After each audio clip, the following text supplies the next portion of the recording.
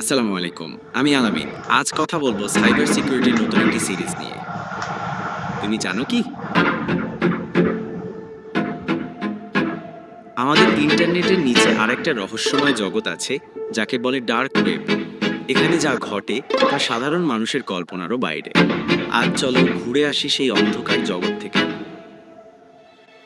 Dark web কি? Dark web হলো ইন্টারনেটের এমন একটা অংশ যেটা গুগলে সার্চ করলে পাওয়া যায় না। এটা অ্যাক্সেস করতে হয় স্পেশাল ব্রাউজার দিয়ে মাইনাস, যেমন টর ব্রাউজার। এখানে সবাই থাকে গোপন পরিচয় আর ট্র্যাক করা প্রায় অসম্ভব। ডার্ক ওয়েবে কি ঘটে চলো দেখি। ডার্ক ওয়েবে আসলে কি ঘটে?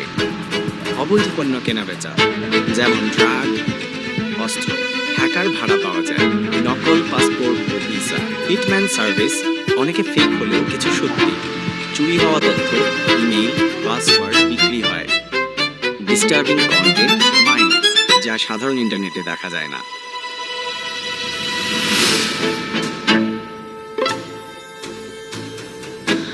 সব খারাপ নয়,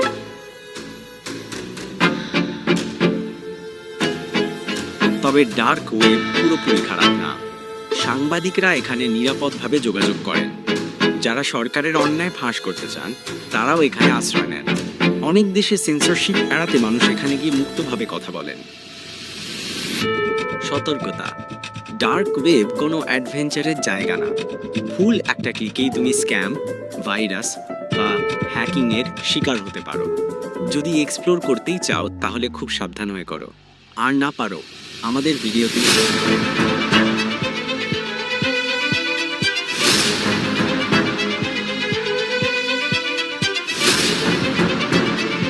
ভিডিওটা ভালো লাগলে লাইক দিও, সাবস্ক্রাইব করো। আমরা আবার আসব ইন্টারনেটের অজানা জগৎ থেকে নতুন সব তথ্য।